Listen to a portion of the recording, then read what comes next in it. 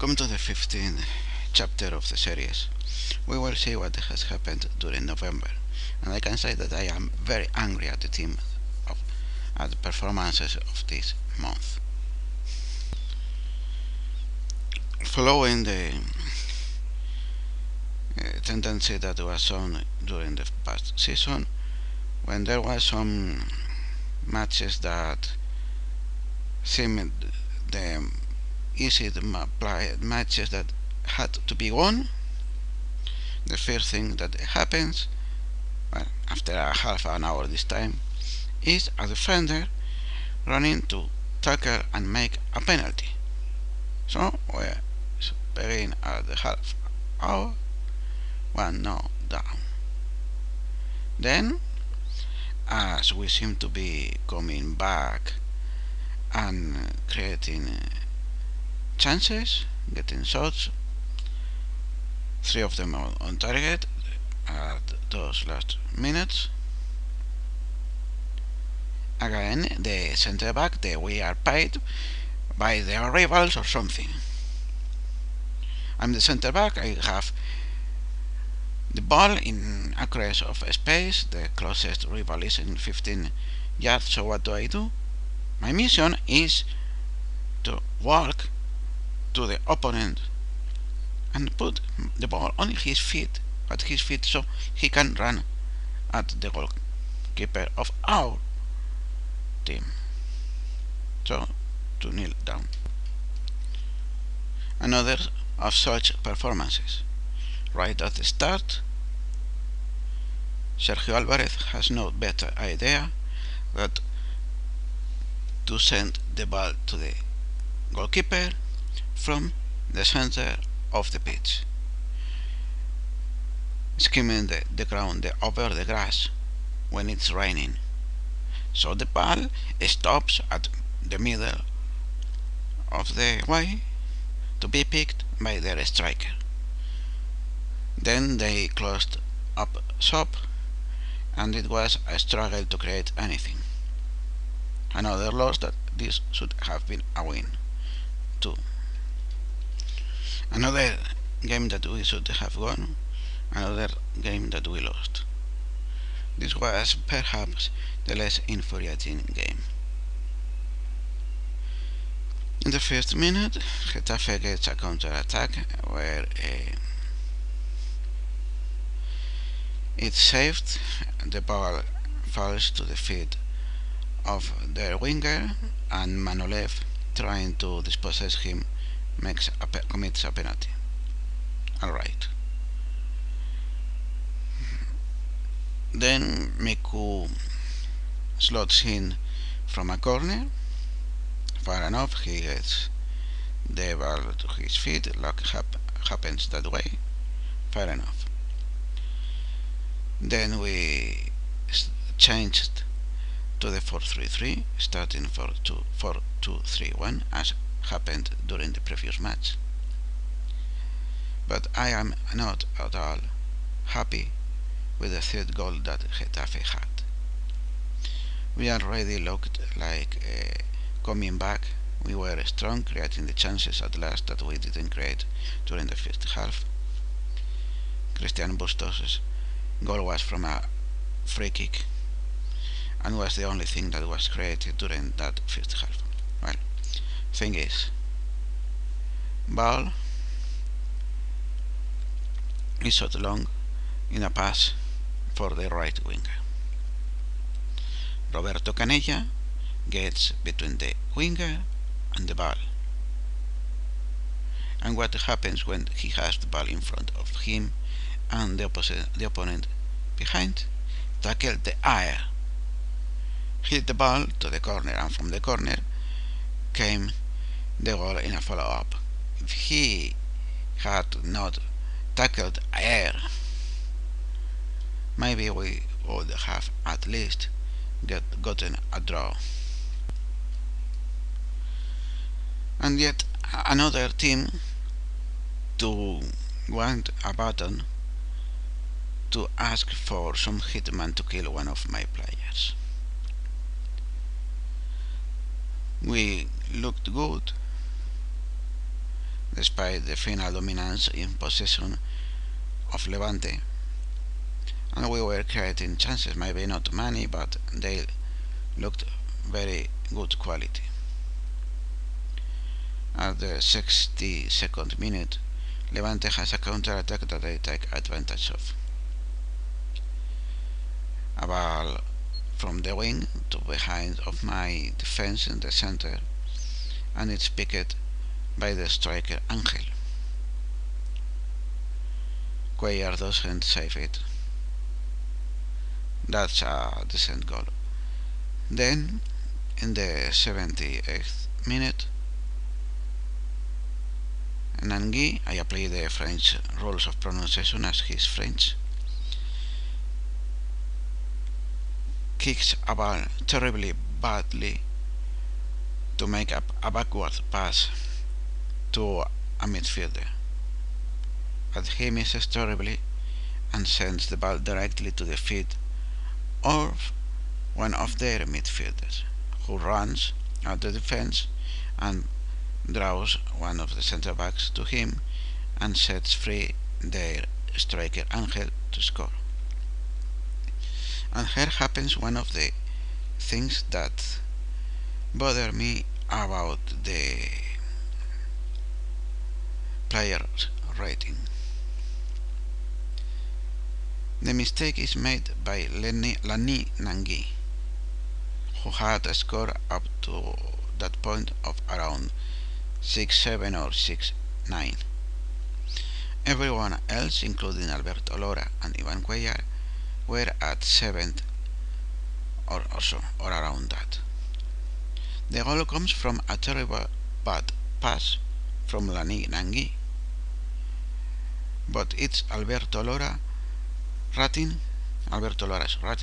that drops,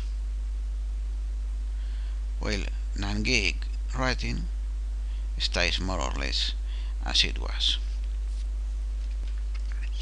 For this match, I return to the 4-5-1 formation from the past season. Then the second leg of the Copa del Rey match against Ponferradina. I used again the 4-2-3-1 with a slight change, making the central advanced midfielder mentality be a little lower, so he wouldn't run so high the pitch, which was possibly one of the problems that caused our team not to create many chances and lost the ball easily, as he tended to run too high the pitch and convert the 4-2-3-1 in a 4-4-2 or 4-2-4. So the midfield didn't have that advanced midfielder in a position to offer himself as an easy pass option. And finally, the last match of the month was a win. One of the matches that I wasn't expecting it. A win with the 4-2-3-1 formation that, with the chance, worked better than in previous matches. Still, there's room to be angry at this performance. Even though we got so many shots, created so many good chances, most of them were on target and we dominated possession.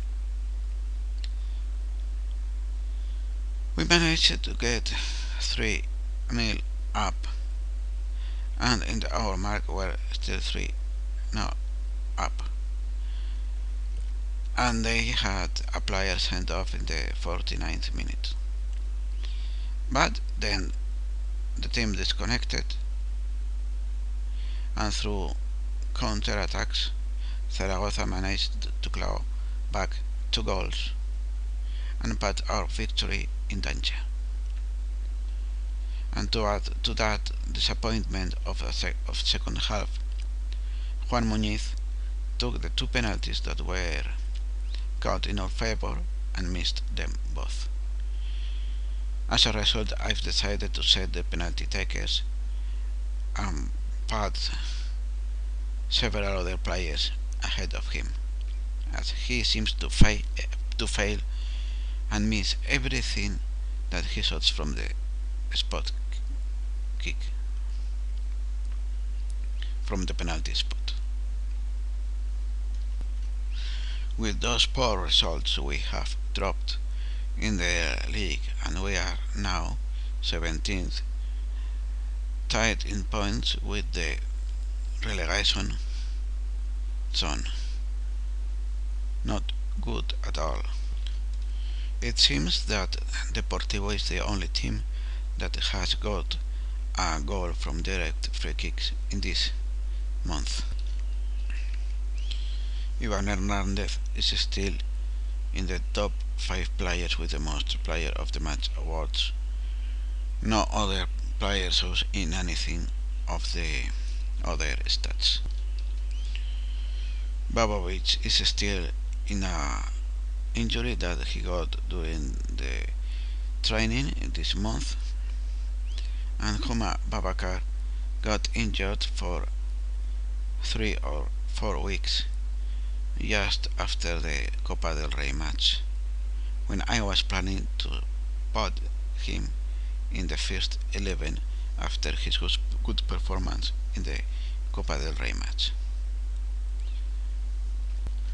Regarding the statistics of the squad, there's not much to mention, as the fullbacks and midfielders keep being at the top in tackles made, with Ivan Hernandez in the 5th place and the centre-backs leading the interception charts.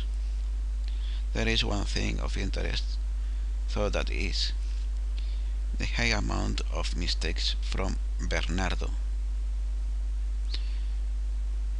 Alberto Lora, Ivan Hernandez and Roberto Canella, the first choice back 4 players,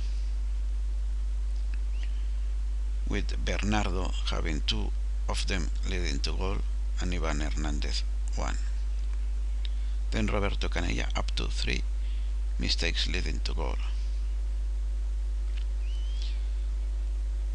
And Gregory, who was the only player who made mistakes leading to goal the past season, has not made any yet. So I may reconsider about selling him and keep him in the squad. Maybe send Borja over the under 19 sides. He's got 1 goal leading to 1 mistake leading to goal and 11 mistakes in total. And Bernardo might be the centre back that could be sold if needed be. The next month of December has only 3 league matches, and January has 4. So I might do an update for the 2 months. We start against Espanyol, who has offered me the job before the Zaragoza game, but I rejected him, obviously. Then Real Madrid, that will be a bad defeat surely, especially if we keep the shape that we have had this past month.